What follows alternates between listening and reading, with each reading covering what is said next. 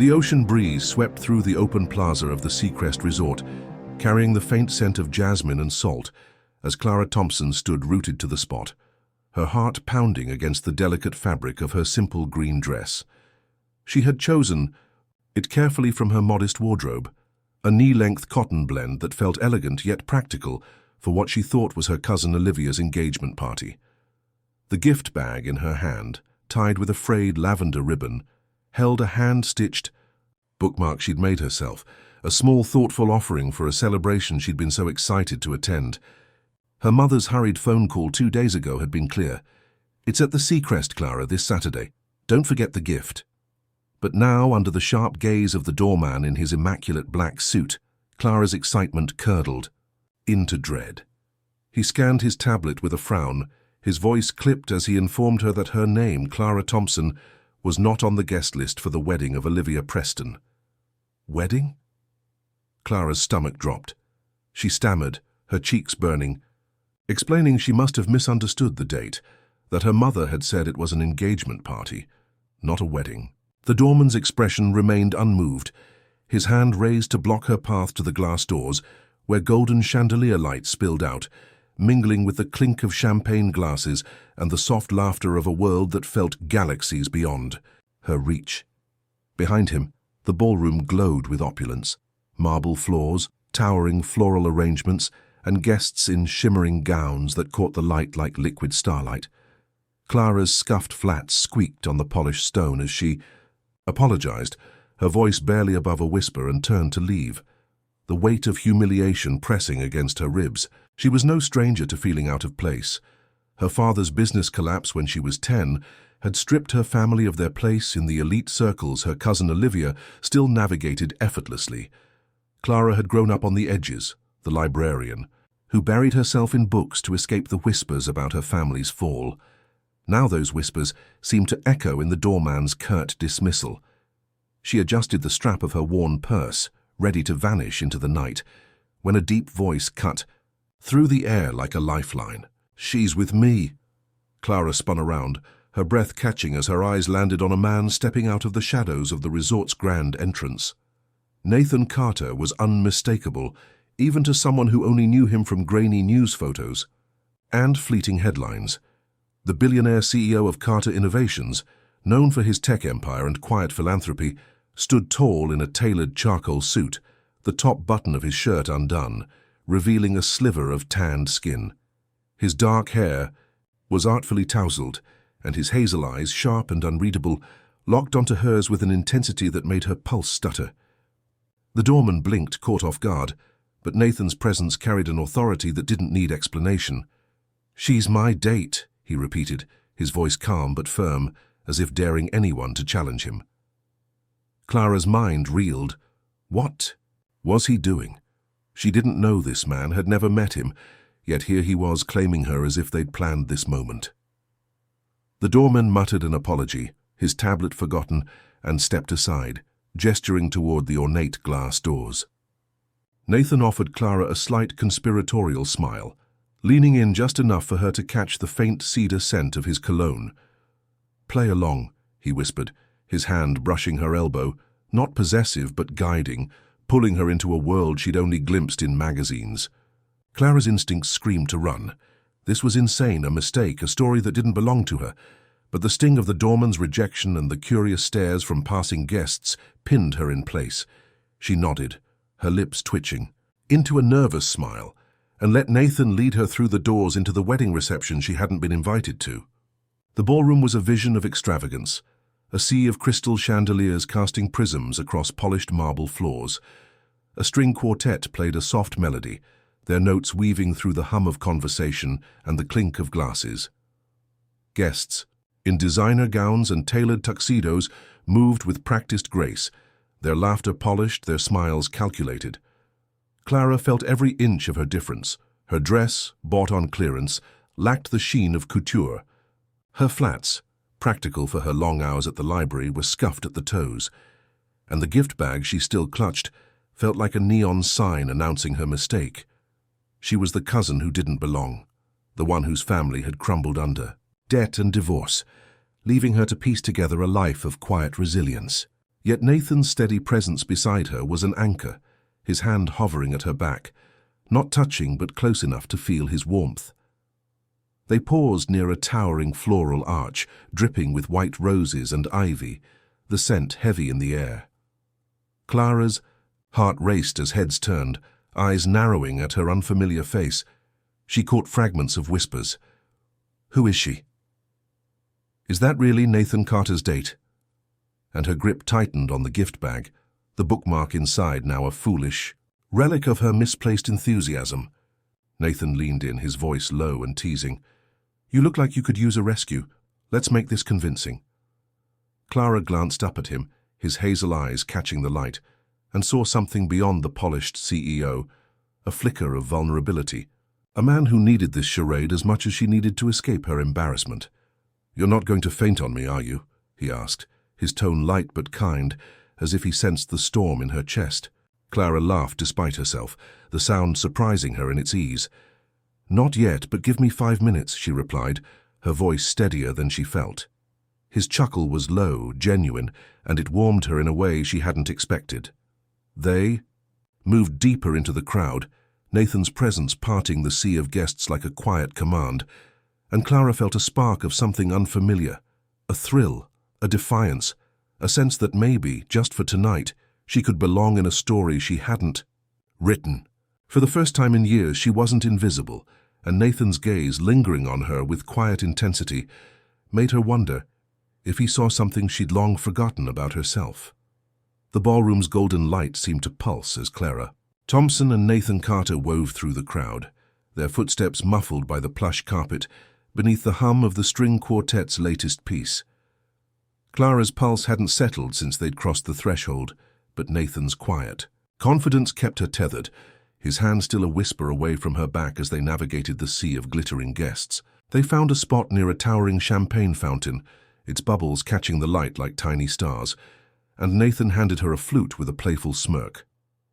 "We need a story," he said, his voice low enough to feel intimate despite the chatter around them.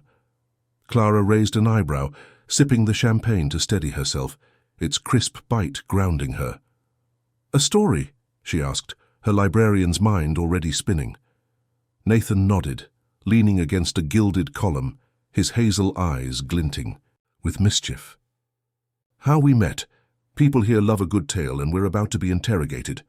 Clara's lips curved, the challenge sparking something bold in her.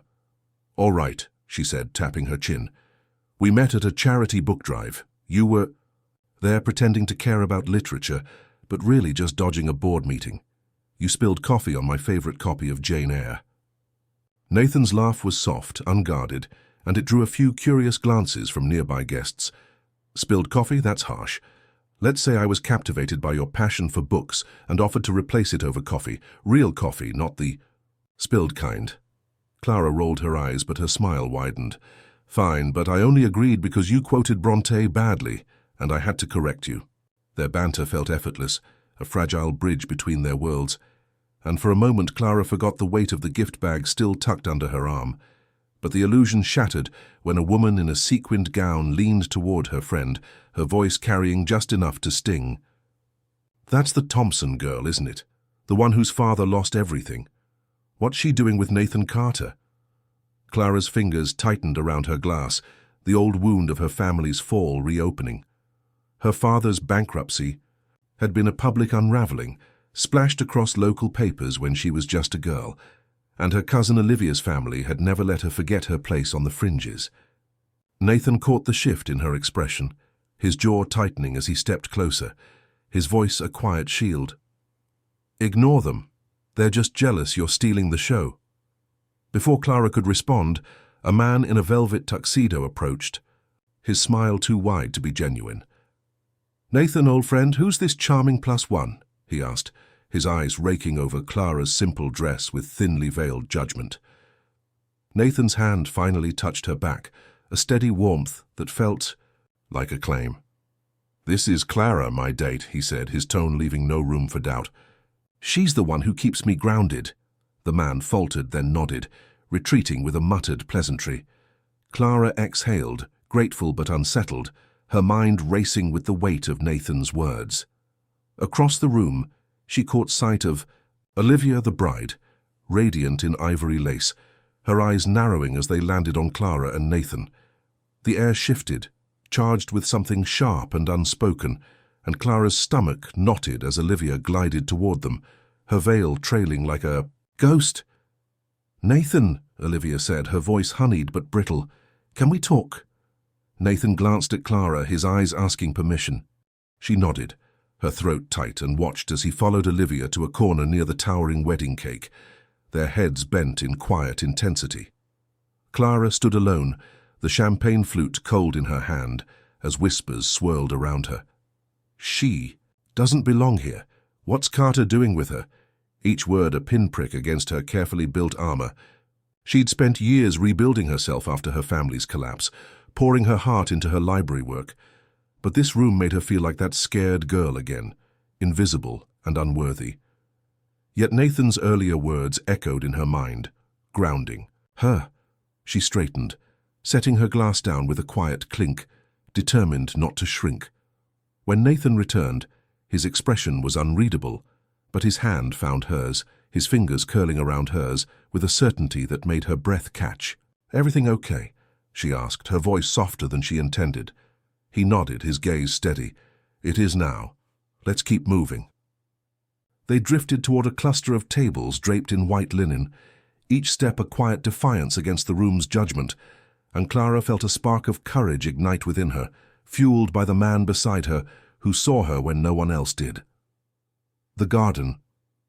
Terrace beyond the ballroom was a quiet haven, where fairy lights strung through ancient oaks cast a soft glow across the stone path, and the distant crash of waves against the shore offered a rhythm that steadied Clara Thompson's racing heart. She had slipped out through a side door, the weight of the reception's whispers, and Olivia's piercing glance too much to bear, her green dress catching faintly on the doorframe as she sought refuge in the cool night air.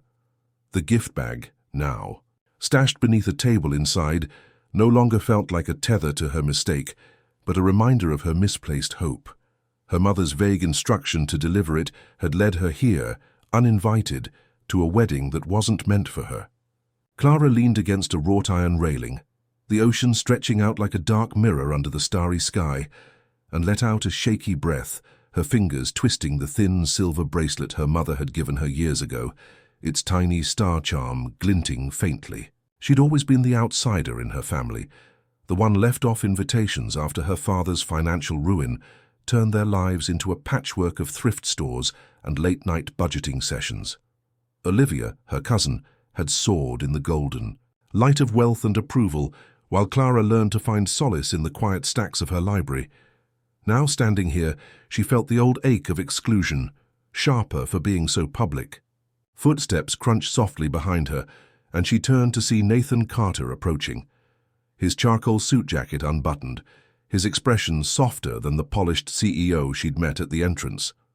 "You okay?" he asked, stopping a few feet away, his hazel eyes searching hers with a gentleness that caught her off guard. Clara nodded, but her voice betrayed her, quiet and raw.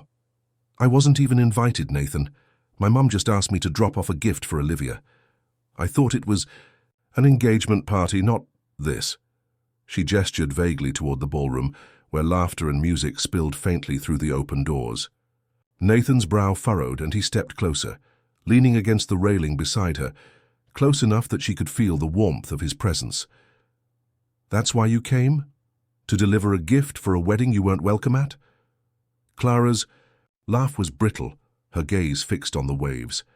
"Sounds pathetic when you say it like that, but that's me, always the errand girl, never the guest." Nathan was quiet for a moment, his hands in his pockets, and when he spoke, his voice carried a weight that made her look at him. "I came here tonight to prove something to myself. Olivia was everything once. 3 years, and I thought it was love. But she chose this world, image, status, all of it over me. I showed up to close that chapter, but I didn't expect you." Clara's breath hitched, her eyes meeting his, the fairy lights reflecting like stars in his gaze. "What does that mean?" she asked, her voice barely above a whisper. Nathan turned to face her fully, his expression open, unguarded. "You're not pretending, Clara. You're not chasing headlines or playing a part. You're here, real, and it's making me see how much I've been hiding behind my own mask." The air between them thickened, charged with unspoken possibility, and Clara felt a warmth spread through her chest, a dangerous hope she hadn't allowed herself in years. She wanted to argue, to tell him he didn't know her, but the sincerity in his voice held her still. "I've spent my life feeling like I'm borrowing space in other people's stories," she admitted, her fingers tracing the star charm. "Tonight, I don't know what I'm doing here, but with you, I don't feel like I'm disappearing." Nathan's smile was small, real, and it cracked something open inside her. He reached out, his hand hovering near hers on the railing, not touching, but close enough to feel like a promise. "You're not disappearing, Clara. You're the one lighting up this night." They stood there, the ocean's rhythm blending. With their silence, and for the first time, Clara felt seen, not as the forgotten cousin or the girl with the frayed gift bag, but as someone who mattered, standing beside a man who carried his own quiet wounds. The moment stretched, fragile and electric, until the distant clink of a toast from the ballroom reminded them of the world waiting inside. Nathan tilted his head toward the doors. "We don't have to go back yet," he said, his voice an invitation to stay in this pocket of truth they'd carved out.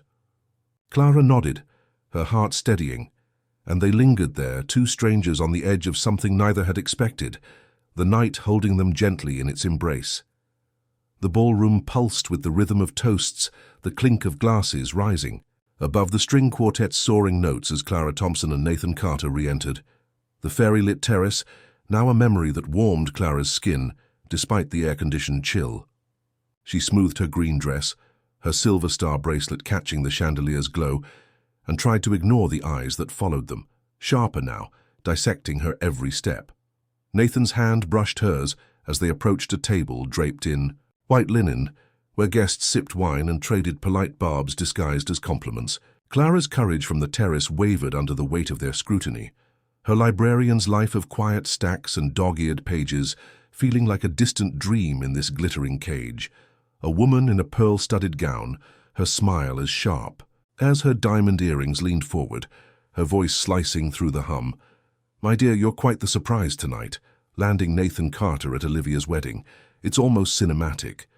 The table rippled with soft laughter, each chuckle a needle in Clara's chest, dragging up memories of family gatherings where she was the afterthought, the girl whose father's ruin had branded her unworthy.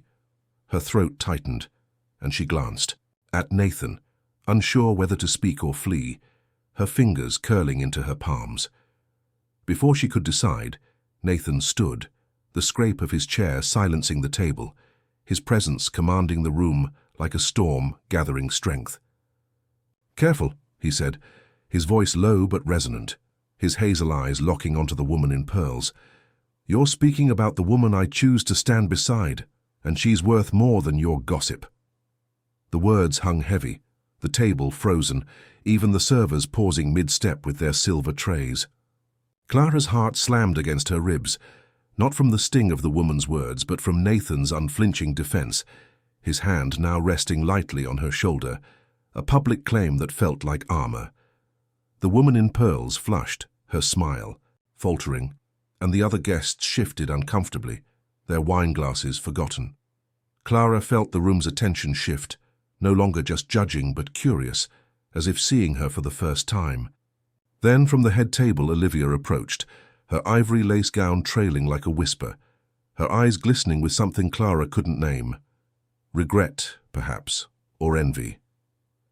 "Clara," Olivia said, her voice softer than the bride's polished facade, "can we talk?"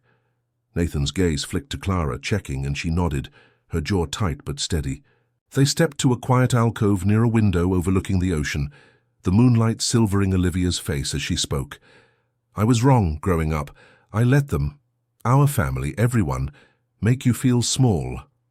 I envied how you never needed their approval, how you were always you." Clara's breath caught, the admission slicing through years of silent wounds, her cousin's perfect life suddenly less perfect in this raw confession. "You never said anything," Clara replied, her voice steady despite the ache. "But I don't need your apology now, Olivia. I'm done waiting for a seat at your table."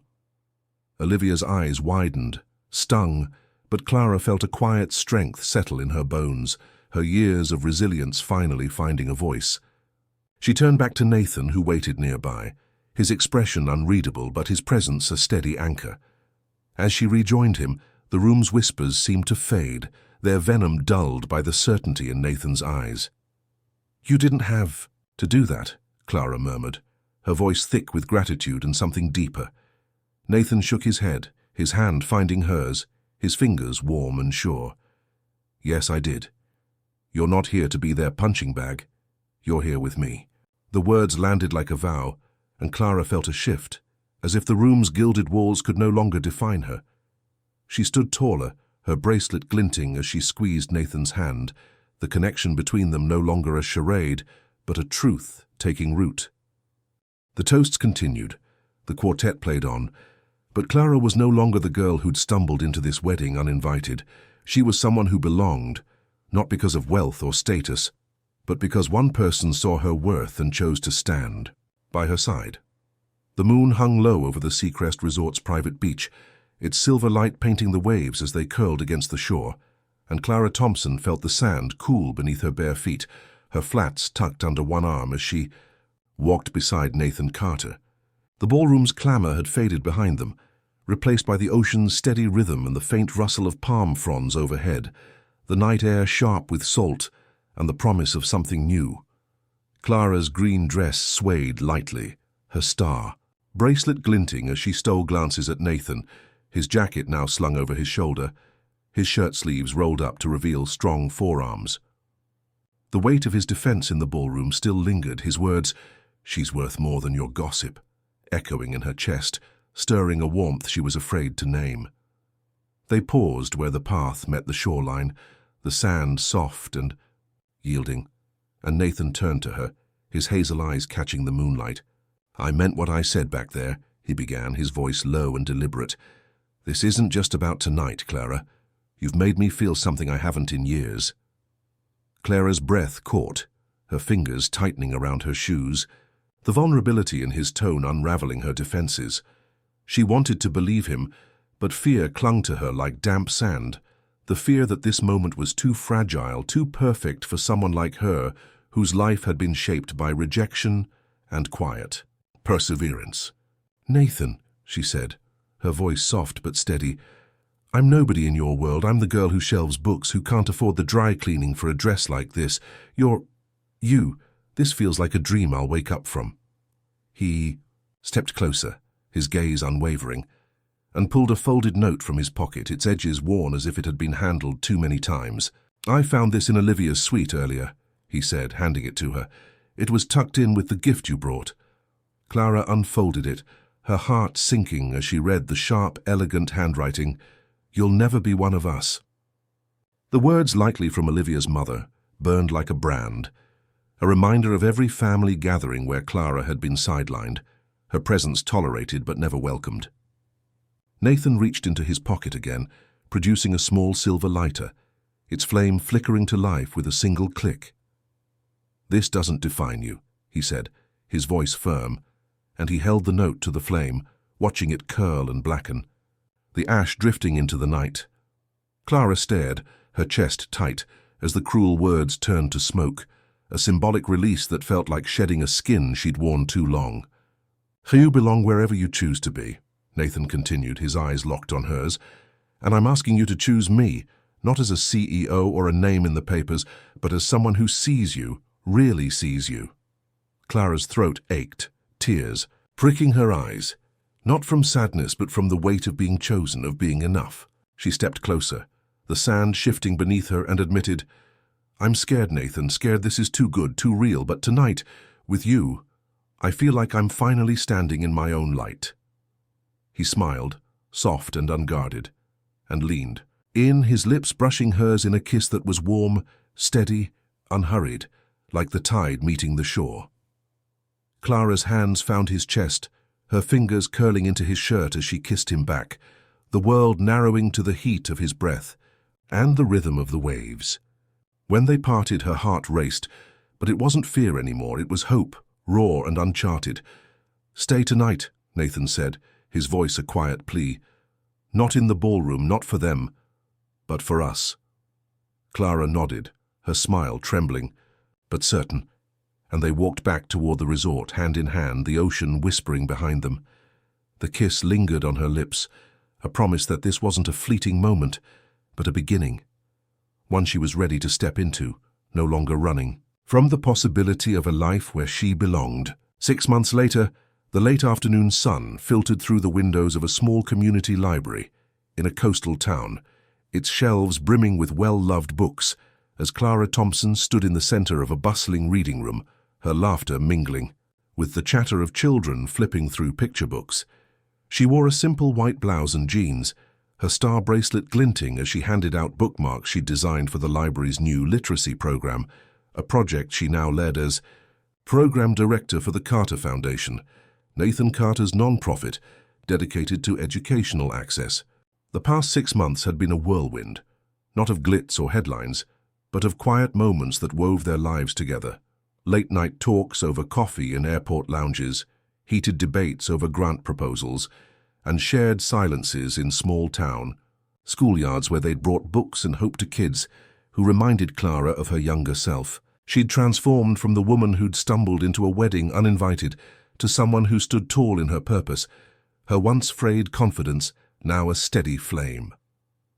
Nathan watched her from the doorway, his navy sweater casual, but his presence still commanding, a soft smile playing on his lips as he saw Clara kneel to tie a child's shoelace, her warmth drawing giggles from the group around her. The library event was wrapping up, and as the last families trickled out, Nathan approached carrying a worn leather satchel, his hazel eyes bright with something Clara couldn't quite read. "Walk with me?" he asked, nodding toward a garden path just outside, where wildflowers bloomed in messy, beautiful clusters. Clara agreed, wiping her hands on her jeans, her heart skipping at the quiet intensity in his gaze. They strolled in comfortable silence, the path lined with bookshelves repurposed as garden decor, each shelf holding donated novels for the community. Nathan stopped under a canopy of jacaranda trees, their purple petals drifting like confetti, and reached into his satchel, pulling out a small velvet pouch. "I've been holding on to this," he said, handing it to her. Clara's fingers trembled as she opened it, revealing a delicate locket, a silver book-shaped pendant her mother had given her at 16, lost years ago during a movie, its absence a quiet ache she'd never voiced. "I found it in your bag that night at the resort," Nathan admitted, his voice soft. "You said once it made you feel like you belonged, like stories were your home. I kept it safe until I could give it back to you here, where you're building." That home for others. Clara's eyes stung, her fingers tracing the locket's familiar edges, the memory of her mother's words, "You are your own story," flooding back. Before she could speak, Nathan pulled a small box from his pocket, his hand steady but his breath uneven. He opened it to reveal a simple gold ring, its elegance unadorned like their love. "Clara," he said, dropping to one knee, "you didn't just walk into my life that night. You woke me up, showed me that love isn't a perfect plan or a magazine spread. It's this, messy, real, brave, I want you every day for every chapter." Clara's hand flew to her mouth, tears spilling as she laughed, the sound bright and unguarded. "Yes," she whispered, "1,000 times yes." They kissed under the jacaranda canopy, the children's distant laughter blending with the rustle of leaves, the moment as unscripted as their beginning. 3 months later, they married in a garden filled with books, not flowers, guests bringing novels to donate to local libraries, the ceremony small but overflowing with love. A framed photo stood at the entrance, a grainy still from the resort's security camera, capturing Clara that first night, nervous but hopeful, clutching her gift bag. Beneath it, gold script read, "Every story begins with courage." As Clara walked down the aisle in a flowing white dress, her hair loose, Nathan waited in a grey suit, his eyes never leaving hers. "Still think you don't belong?" he whispered when she reached him. She smiled, tears shining. "I think I was always meant to find you." Their vows were simple, their love a quiet triumph, built not on perfection, but on truth. A story they'd write together, page by page, forever.